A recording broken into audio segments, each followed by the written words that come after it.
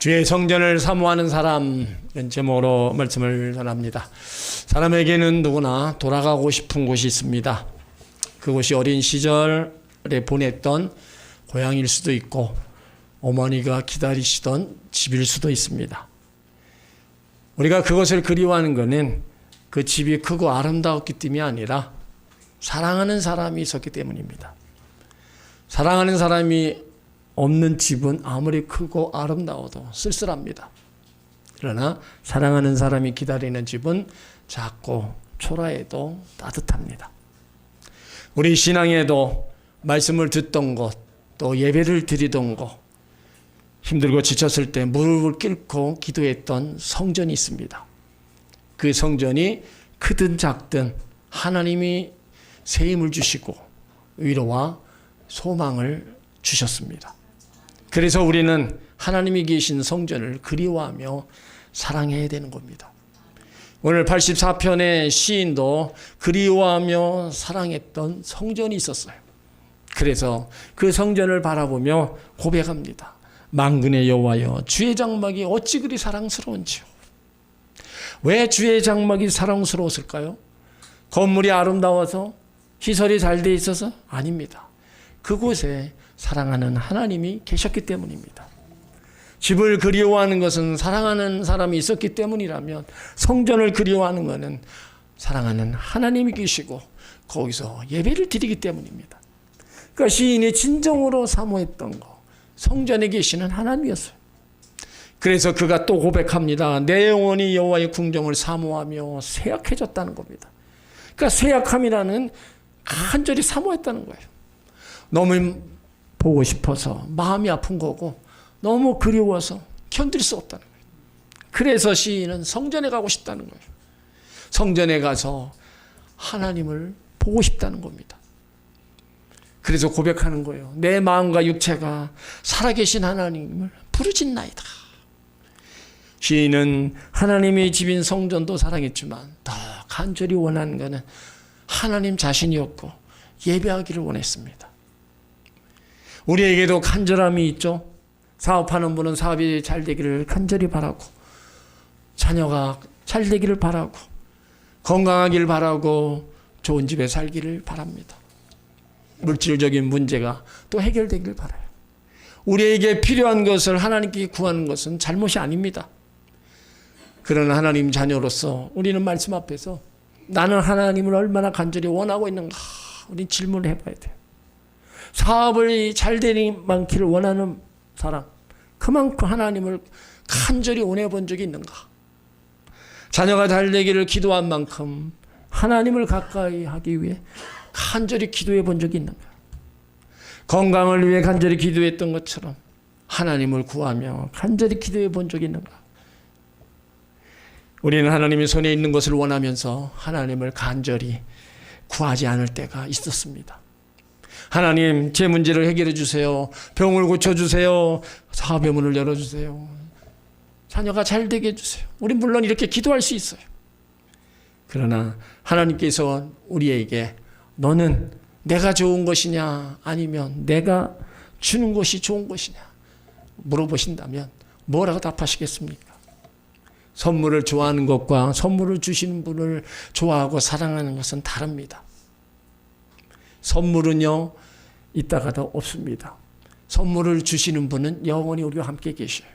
그렇다면 우리와 늘 같이 계시고 좋은 선물을 주신 그 하나님을 사랑하고 하나님 앞에 영광 돌리는 삶을 산다면 그 선물은 하나님이 때를 따라 주시는 겁니다.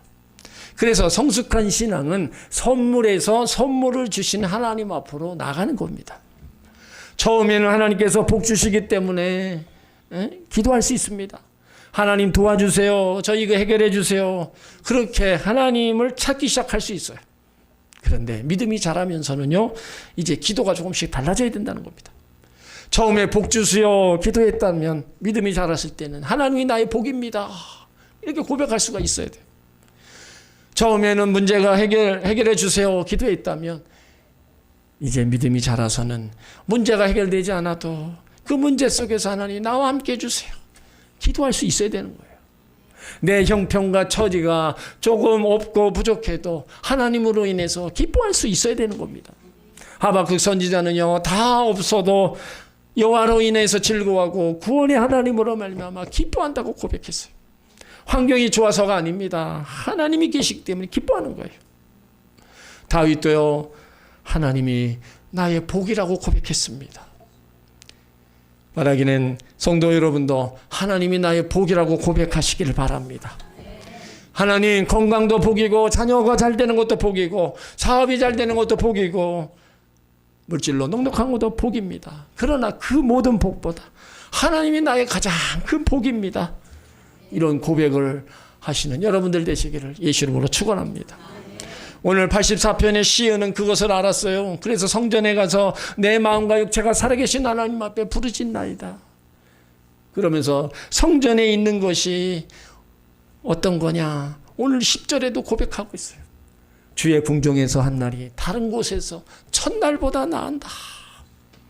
자, 왜 한 날이 첫날보다 낫습니까? 하나님이 계시기 때문입니다. 자, 세상에서 첫날을 누리는 것보다 하나님과 함께하는 하루가 더 좋다는 거예요. 자, 이것은 뭐예요? 하나님을 사랑하는 사람만 고백할 수 있는 겁니다. 그래서 우리의 신앙과 우리의 기도가 여기까지 올라가야 돼요. 하나님 무엇을 주시기 때문에 사랑하는 게 아니라 주님이 하나님이시기 때문에 사랑합니다. 응답해 주셔도 주님 사랑하고 응답이 없어도 주님을 사랑하겠습니다. 건강할 때도 주님을 사랑하고 아플 때도 주님을 붙들겠습니다. 형편이 좋을 때도 감사하고 어려울 때도 주님을 떠나지 않겠습니다. 왜요? 내가 원하는 최고의 복은 하나님 자신이기 때문입니다. 사랑하는 성도 여러분, 내가 지금 무엇을 간절히 원하고 찾고 있는지 한번 돌아보시기 바랍니다. 복만 구하지 말고요, 복의 근원이신 하나님을 구하시기 바랍니다. 문제 해결만 구하지 말고 문제 가운데 함께 하시는 하나님을 구하시길 바랍니다. 주님이 주신 것도 감사하지만 무엇보다 주님이 좋습니다. 주님이 나의 기쁨입니다. 주님이 나의 만족이고 주님이 나의 가장 큰 복입니다. 이런 고백이 여러분에게 있으시길 바랍니다. 이것이 아름다운 신앙이고 하나님을 사랑하는 신앙인 거예요.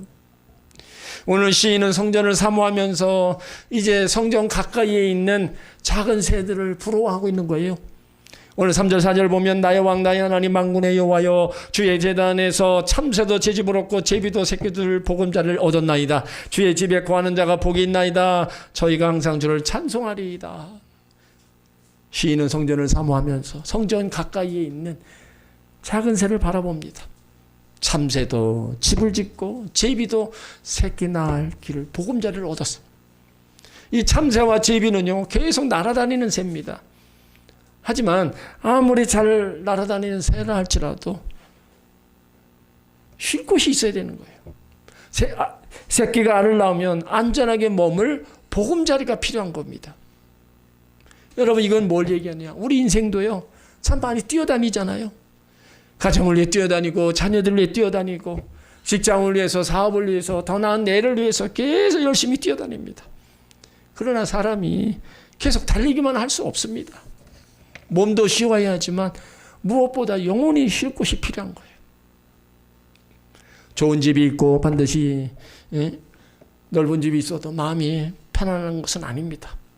넓은 침대가 있어도 잠을 이루지 못할 수 있습니다. 집에 돌아왔는데 마음은 아직 걱정, 근심에 헤매고 있을 수 있어요. 그렇다면 우리 영혼이 어디서 쉬어야 됩니까? 하나님 안에서 쉬어야 된다는 겁니다. 하나님은요, 우리 영혼이 들어가 쉴 수 있는 가장 안전한 보금자리입니다. 그래서 시인은 주의 제단이라고 말하고 있는 거예요. 여기 중요한 말씀입니다. 주의 제단에서. 참새와 제비를 바라보던 시인의 마음은요, 저 작은 새들도 하나님의 집에 가까이 살아가는데 나는 저렇게 하나님 가까이 머물 수만 있다면 얼마나 좋을까. 그 시인이 부러워하는 거는요, 새들의 집이 아니라 하나님 가까이에 있는 것을 부러웠다는 겁니다. 성전은요, 하나님이 제사 드리는 곳이고 죄인이 하나님께 나가게 희생제물을 드려줬대요. 그렇다면 우리가 어떻게 하나님 앞에 가까이 나갈 수가 있어요? 우리에게는 바로 예수 그리스도의 십자가가 있습니다. 우리가 잘나서 공로가 많아서 하나님 받아들인 게 아닙니다. 예수님께서 우리 위해서 십자가에서 자신의 몸을 다 내어주셨기 때문에 우리가 하나님 앞에 나올 수 있었던 거예요. 그러니까 우리가 하나님의 품, 그 품을 그리워하고 그 품을 우리가 그 품인 성전을 우리가 나와야 되는 거예요. 우리가 살다 넘어져요. 또 실수합니다. 또 마음이 지쳐요. 신앙이 예전같지 않을 때도 있어요. 그때 어떻게 해요? 하나님 성전에 더 가까이 나와야 되는 겁니다. 우리가 돌아갈 곳은요, 우리가 안식을 얻고 위로를 얻을 것은요, 주의 집밖에 없습니다. 그래서 시인이 고백하는 거예요. 주의 집에 거하는 자가 복이 있다 말하는 겁니다. 20편 84편에 말하는 복은요, 돈이 많은 거, 성공을 복이라고 얘기하지 않았습니다. 주의 전에 거하는 자가 복이 있다고 말씀하고 있어요. 왜 그렇게 말씀하세요? 복의 근원은 하나님이시고 하나님은 성전을 통하여 복을 주시기 때문입니다. 참된 복을 누리려면 복의 근원이신 하나님을 잘 믿으면서 성전을 가까이 해야 되는 겁니다. 사랑하면 가까이 하고 싶습니다. 부모가 자녀들을 사랑하기 때문에 늘 가까이 하고 싶은 거예요. 사랑하는 사람이 옆에 있기 때문에 늘 또 가까이 하고 싶어 하는 겁니다. 마찬가지입니다. 하나님 사랑하면 하나님 가까이 하고 싶어 하고요. 성전을 사랑하면 성전을 가까이 하고 싶은 거예요. 그래서 예배의 자리로, 기도의 자리로 나오고 싶은 겁니다. 사랑하는데 가까이 하기를 싫어할 수는 없는 겁니다. 하나님 사랑하고 성전을 사모하는 사람에게 나타나는 건 뭐예요? 항상 그들은 찬송하는 겁니다. 환경이 좋아서가 아닙니다. 모든 문제가 해결됐기 때문이 아니라 하나님 나와 함께 계심을 알기 때문에 찬송하는 거예요. 세상에서 가장 복된 사람은요, 모든 것을 가진 사람이 아닙니다. 하나님을 가진 사람입니다. 세상에서 가장 안전한 사람은요, 아무 문제가 없는 사람이 아니라 문제 가운데 하나님 품 안에 거하는 사람입니다. 그렇다면 오늘 참새도 집이 있고 제비도 보금자리가 있는데 우리 영혼이 돌아갈 것은 어디냐? 바로 하나님 품이라는 겁니다. 성전이라는 겁니다. 그렇다면 눈물 날 때도 힘들 때도 성전으로 오시기 바랍니다. 상처 받았을 때도 멀리 갔다고 생각할 때도 성전으로 오시기 바랍니다. 이 성전이 하나님 우리 가운데 주시는 영원한 보금자리고 이 성전을 가까이 하는 자에게 하나님은 큰 복을 더하여 주시는 겁니다. 그리고 이 성전을 가까이 하는 자에게 하나님은 더 새 힘을 주시는 겁니다. 오늘 5절에 보면 주께 힘을 얻고 내 마음에 시온의 대가 있는 자는 복이 있다고 말씀하셨어요. 시온은 하나님의 성전이 있는 곳입니다. 마음에 시온의 태도가 있다는 것은 그 사람의 마음이 하나님을 향하고 있다는 거예요. 우리가 길을 가는 거 중요합니다. 그러나 더 중요한 것은 내가 어디로 가고 있냐는 겁니다. 길이 조금 힘들어도 분명히 목적지가 분명하면 걸어갈 수 있습니다. 하지만 아무리 편한 길이라도 삶의 방향을 잃으면 목적지에 도착할 수 없는 겁니다. 신앙생활도요, 우리의 형편이 어떠하든 우리 마음이 하나님을 향해야 되는 거예요. 형편이 어려워도 하나님을 향하고 눈물이 나도 하나님을 향하고 기도 응답이 늦어져도 하나님을 향하는 거예요. 나는 그래도 하나님으로 앞에 가겠다. 그 마음이 있는 사람, 복된 사람입니다. 그런데 시인은요, 성전을 향해 걷는 사람들을 평안한 길이 아니라는 거예요. 다 눈물의 골짜기가 있다. 그렇게 말씀하고 있어요. 6절에 보면 저희는 눈물의 골짜기를 통행할 때 그곳으로 많은 샘이 되게 하며 이른 비도 은택을 입히나이다. 우리가 예수 잘 믿으면 평탄할 길이라 생각하기 쉽습니다. 그러나 하나님을 사랑하는 사람, 눈물이 다 있어요. 기도하는 사람에게도 어려움이 있고요. 예배드리는 사람에게도 고난이 찾아옵니다. 사업 때문에 눈물 흘릴 때가 있고요. 자녀 때문에 밤낮을 못 이룰 때가 있어요. 건강 때문에 두려울 때가 있고 사랑하는 사람을 떠나보내고 가슴 아파할 때도 있고요. 아무에게도 말 못한 채 혼자 눈물을 삼키며 걸어갈 때가 있습니다. 성경은 그런 길이 없다고 말하지 않았어요. 오히려 그 눈물의 골짜기를 지나갈 때가 있다는 겁니다. 근데 중요한 건 뭐예요? 지나간다는 겁니다.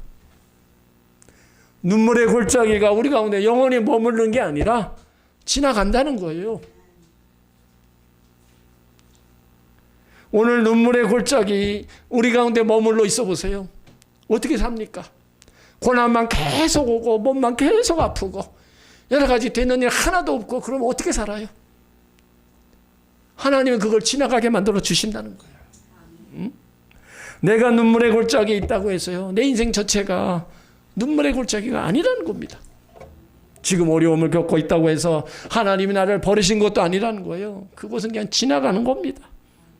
그곳을 지나갈 때 그곳에 많은 샘이 있을 것이다 말하고 있어요. 이것이 바로 하나님의 은혜입니다. 때로는 눈물의 골짜기에서 꺼내주기도 하지만 골짜기를 지날 수 있는 은혜를 주신다는 겁니다.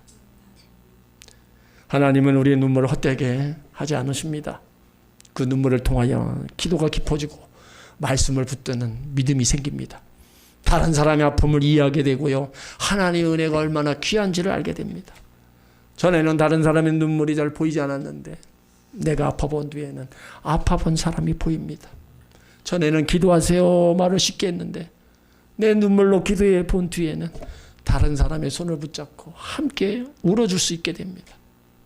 그러니까 눈물의 골짜기를 통과한 사람만이 다른 사람에게 샘이 되어 줄 수 있는 겁니다. 그리고 하나님은요, 그 눈물의 골짜기에서 이른 비에 은퇴를 주신다는 거예요. 광야길에서 하나님이 내려주시는 그 은혜의 단비는요, 마른 땅에 생명이 살아나는 것과 같습니다. 내가 보기에는 아무것도 없는 것 같은데 하나님의 은혜를 부어주시면 마른 마음에서 다시 소망이 살아납니다. 하나님의 은혜를 부어주시면 가난에서 부요함으로 되고요, 질병에서 건강함으로 되고요, 막혔던 것들이 열리고 묶였던 것들이 풀어지고 안 되는 것들이 잘 되는 겁니다.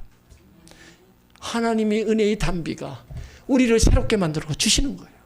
그래서 그 모든 눈물의 골짜기를 하나님이 다 이기게 해주신다는 거예요. 사랑하는 성도 여러분, 눈물의 골짜기를 지나고 계신 분 계세요? 왜 이런 일이 나에게 계속 일어나는가? 내가 언제까지 이렇게 걸어가야 되나?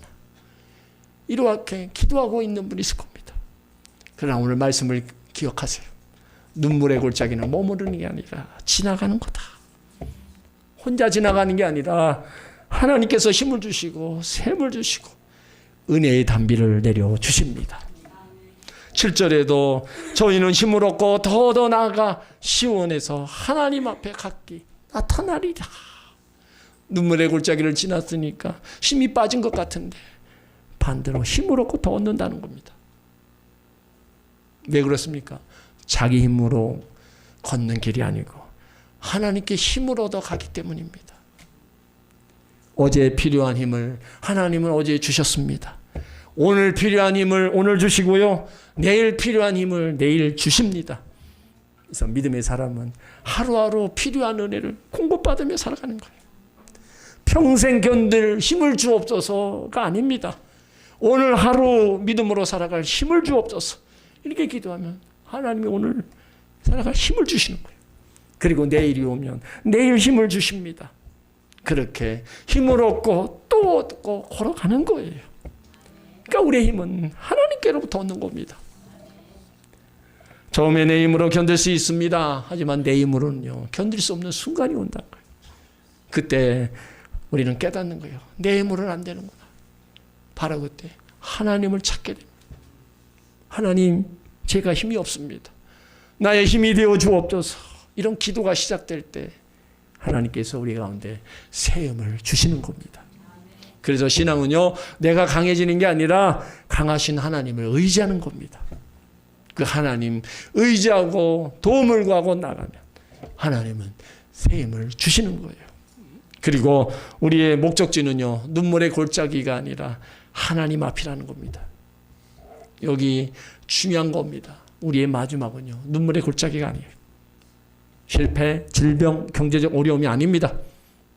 믿음의 사람이 바라보는 마지막은 하나님 앞에 나타나리이다입니다. 그래서 우리는 눈물의 골짜기에서 걸음을 멈추면 안 됩니다. 눈물이 나도 걸어가고 힘들어도 걸어가고 넘어지면 다시 일어나서 걸어가야 됩니다.